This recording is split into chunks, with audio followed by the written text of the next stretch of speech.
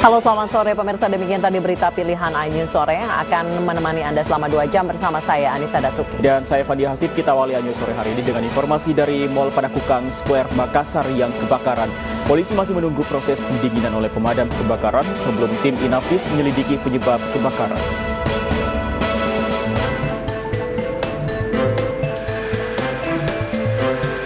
Personel dari Damkar Makassar melakukan proses pemadaman dan pendinginan di dalam Mall Panakukang Square. Sambil menunggu proses pemadaman, tim Inafis Polrestabes Makassar dan tim Laboratorium Forensik Polda Sulawesi Selatan disiagakan di lokasi kebakaran untuk melakukan olah tempat kejadian perkara di lantai 1 yang merupakan titik awal kebakaran. Petugas dari Polsek Panakukang juga masih bersiaga di lokasi kebakaran untuk mengantisipasi hal-hal yang tak diinginkan. Polisi juga melakukan rekayasa lalu lintas di perempatan Jalan Adiaksa, Pengayoman, dan Boulevard. Jadi kami dari pihak kepolisian menunggu dari pemadaman api oleh pihak pemadam. Setelah itu kami akan koordinasi dengan pihak identifikasi Polrestabes Makassar dan lapor Polda Sulsel untuk melakukan penyelidikan penyebab kebakaran di Panakukang Square.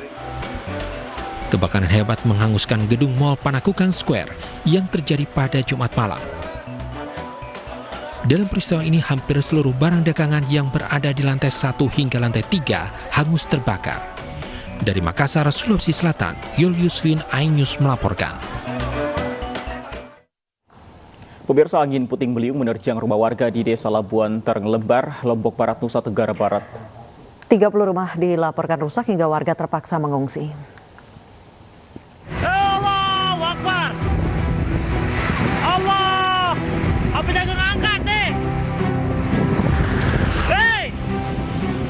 Detik-detik terjangan angin puting beliung di Dusun Grepek, Lombok Barat, Nusa Tenggara Barat terekam kamera warga. Puting beliung yang menerjang sekitar pukul 18 waktu Indonesia Tengah menghantam rumah warga. Sejumlah pohon tumbang hingga menimpa rumah. Warga pun berhamburan keluar rumah untuk menyelamatkan diri. Selaput dalam, wah.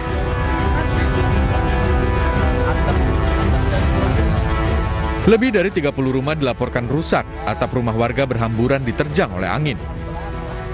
73 kepala keluarga terpaksa mengungsi ke rumah tetangga dan kerabat mereka. Setelah kejadian, warga berupaya mengevakuasi pohon-pohon tumbang yang menimpa rumah dan menutup jalan.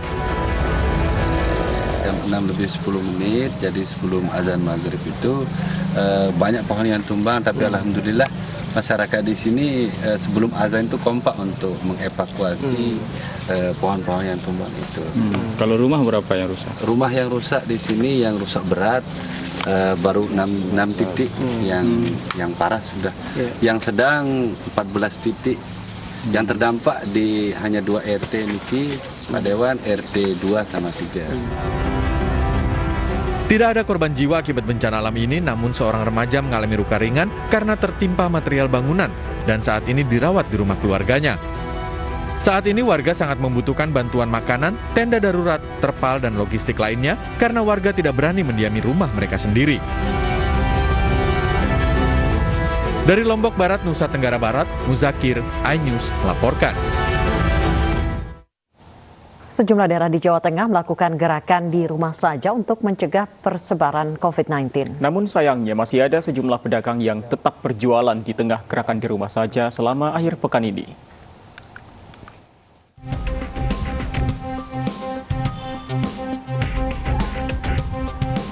Akhir pekan ini sejumlah daerah di Jawa Tengah melakukan gerakan di rumah saja secara bersama-sama. Namun gerakan di rumah saja ternyata tak diindahkan sebagian warga Kota Tegal. Meski pasar telah ditutup, sejumlah pedagang nekat berjualan di pinggir jalan. Sejumlah ibu rumah tangga pun menyerbu lapak dadakan pedagang keliling untuk mempersiapkan kebutuhan makanan sehari-hari. Para pedagang mengaku mengetahui aturan 2 hari di rumah, namun mereka tetap harus mencari nafkah setiap hari untuk memenuhi kebutuhan hidup anggota keluarganya. Sehingga mereka terpaksa berjualan di pinggir jalan yang berada tak jauh dari pasar dan berjualan berkeliling. Ya kebutuhan sehari-hari ini orang ya, saya dagang udah jualan mau makan apa Pak? Ya. Biasanya di mana Pak jualannya? Biasanya saya di pasar udah tutup saya keliling. Sebelumnya Gubernur Jawa Tengah Ganjar Pranowo mengatakan kebijakan ini merupakan respon dari daerah setelah Presiden Joko Widodo dalam keterangan persnya beberapa waktu lalu menyebut pelaksanaan PPKM tidak efektif menekan persebaran virus corona. Iya, ya di rumah saja. Jadi kita nahan diri. 2 hari saja, mungkin apa tidak. Yuk kita menahan diri. Dengan menahan diri, betul-betul kita tidak bergerak kemanapun.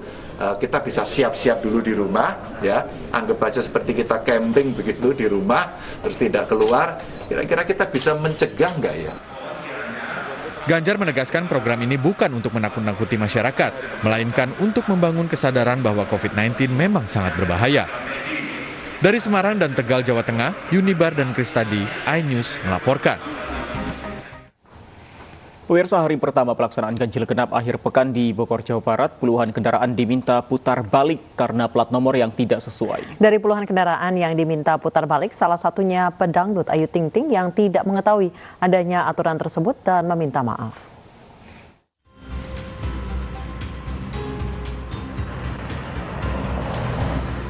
Di titik checkpoint gerbang tol Bogor, dalam 1 jam puluhan kendaraan terjaring razia ganjil genap.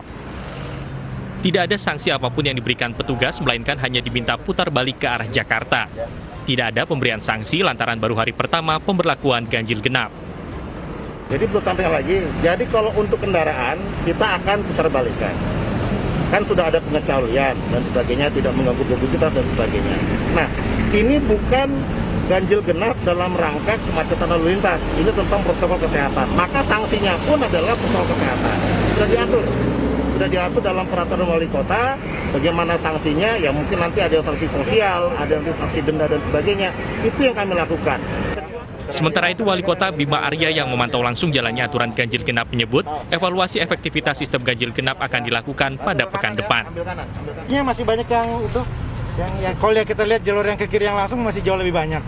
Berarti secara umum sosial sudah sampai, beberapa kita minta putar balik menerima, berarti nggak ada tujuan yang jelas. Tapi kalau ada tujuan jelas tadi ya, bekerja misalnya atau pulang ke rumah dari Jakarta, ya silakan lanjut. Dari puluhan kendaraan yang terjaring razia ganjil genap, pedangdut Ayu Ting Ting juga terjaring razia. Kendaraan Ayu yang berplat ganjil diberhentikan dan diminta putar balik oleh petugas saat akan memasuki kota Bogor. Menurut Ayu, dirinya tidak mengetahui adanya aturan ganjil genap akhir pekan yang diberlakukan kota Bogor. Ayu pun meminta maaf dan mengikuti arahan petugas untuk putar balik. Total ada sebanyak 6 pos penyekatan di perbatasan kota Bogor serta 7 checkpoint yang telah disiagakan untuk menegakkan aturan ini. Aturan ganjil genap akan berlangsung setiap Sabtu dan Minggu selama 2 pekan mendatang. Langkah ini diambil pemerintah kota Bogor guna mengurangi mobilitas warga saat kasus positif COVID-19 yang kian melonjak. Dari Bogor, Jawa Barat, Lineke Utsiki, Eka Rusmanda, Seprio Donaldi, iNews melaporkan. Lalu bagaimana jalannya aturan ganjil genap akhir pekan di Bogor, Jawa Barat? Sudah rekan kami Bayu Pradana langsung dari gerbang tol Bogor.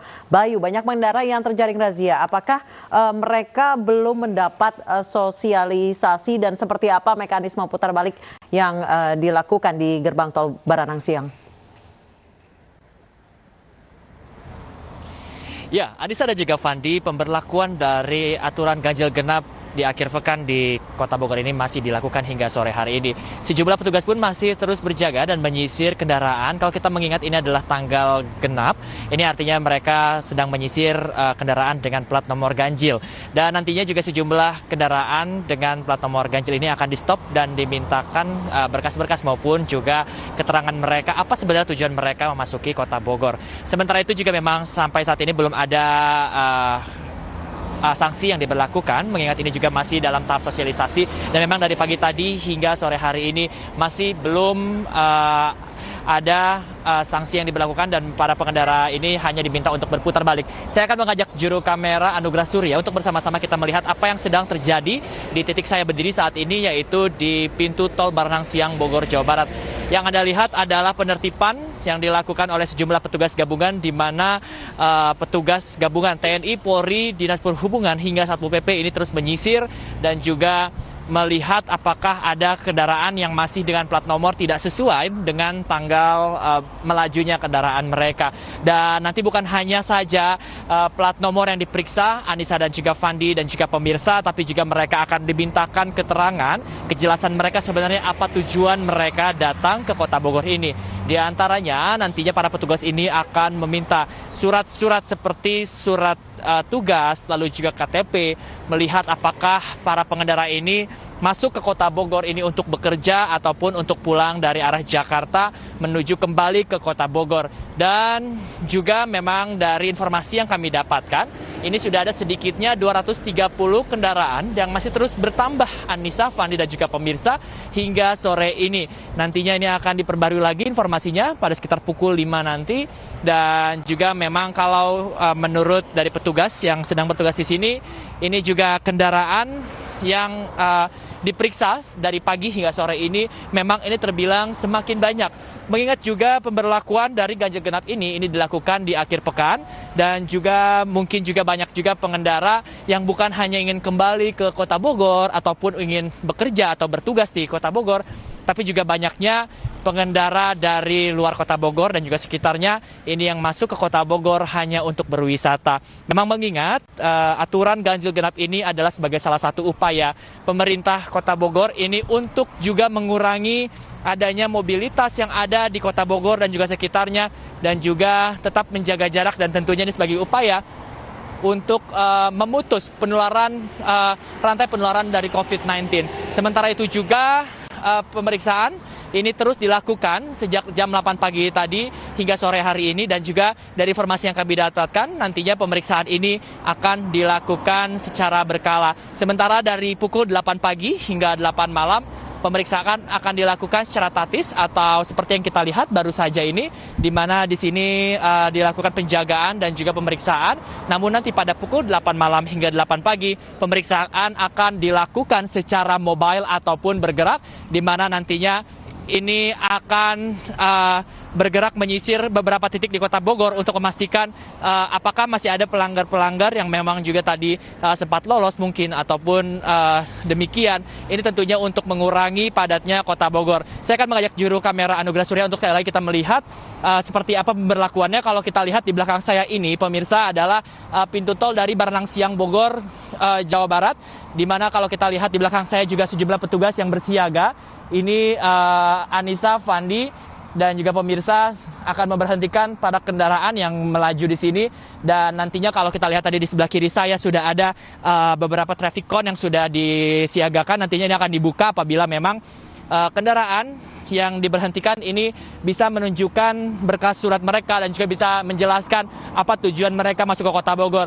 Namun jika tidak, nantinya kalau tadi di sebelah kiri saya adalah untuk memasuki Kota Bogor, nantinya kalau tidak bisa menunjukkan berkas-berkas ataupun juga kejelasan masuk dari Kota Bogor, ini nantinya para pengendara ini akan diminta berputar balik yang ada di sebelah kanan saya. Dan tentunya ini masih akan terus dilakukan sebagai upaya untuk memutus rantai penularan COVID-19 yang ada di Kota Bogor, dan juga nanti akan dilakukan di tiap akhir pekan selama 2 minggu ke depan. Dan nantinya usai diberlakukan ini juga masih akan ada evaluasi yang akan dilakukan apakah memang pemberlakuan ganjil genap ini bisa menjadi salah satu upaya untuk memutus rantai penularan. Fandi dan Anissa.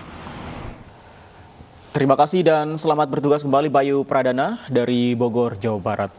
Pemirsa, adanya isu lockdown di sejumlah wilayah di Indonesia dibantah oleh Kementerian Kesehatan. Sementara itu, Gubernur DKI Jakarta pun membantah ada opsi lockdown akhir pekan di Jakarta.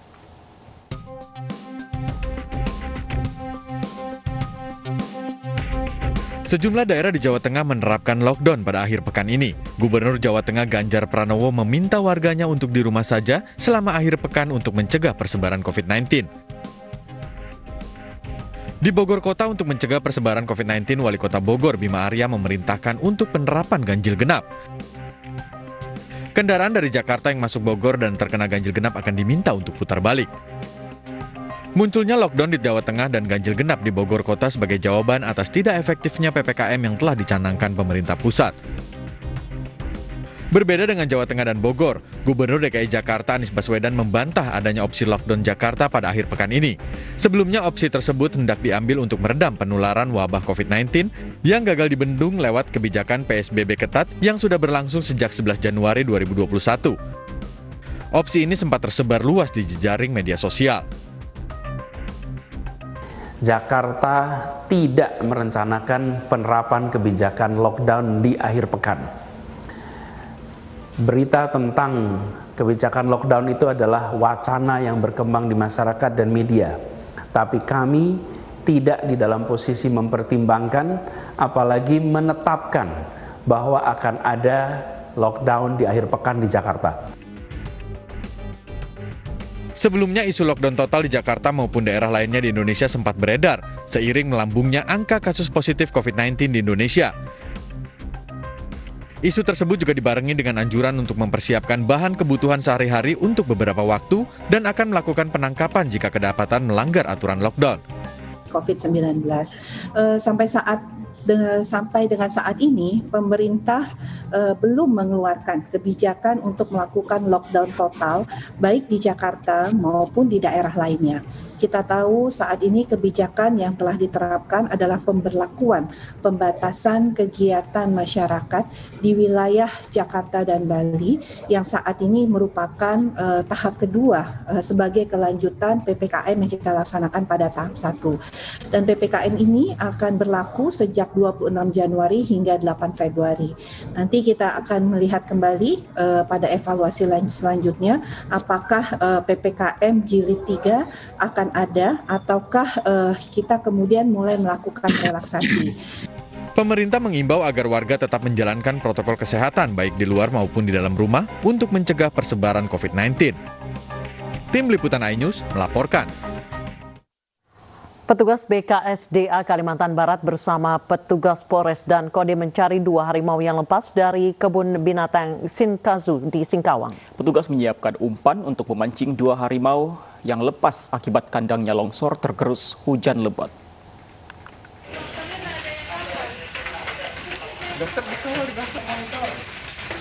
Petugas BKSDA Kalimantan Barat bersama Polres Singkawang dan Kodim Singkawang terus melakukan pencarian di dalam hutan di dekat kebun binatang. Kedua harimau yang kabur dari kandangnya ini sudah memiliki insting untuk memburu mangsanya. Polres Singkawang sudah berkoordinasi dengan BKSDA Kalimantan Barat untuk menembak kedua harimau yang lepas. Petugas juga memasang umpan untuk memancing harimau agar dapat ditangkap. Sangat terpaksa memang harus kami berikan penindakan karena kami sudah berkonsultasi dengan BKSDA mengingat hewan ini sudah memiliki insting untuk berburu, membunuh dan memangsa hewan-hewan yang ada di Sinkazu ini, maka kami diberikan izin untuk melakukan penindakan. Sebelumnya 2 harimau dari kebun binatang Sinkazu lepas. Pengelola kebun binatang Sinkazu menyebut harimau lepas karena kandang harimau jebol akibat longsor. Salah seorang pekerja bernama Heri Dermawan tewas diterkam. Dari Singkawang, Kalimantan Barat, Uun Junior, iNews melaporkan. Pemirsa, polisi menemukan sidik jari yang diduga milik pelaku pembunuhan sadis satu keluarga di Rembang, Jawa Tengah. Informasi selengkapnya akan kami hadirkan usai jeda.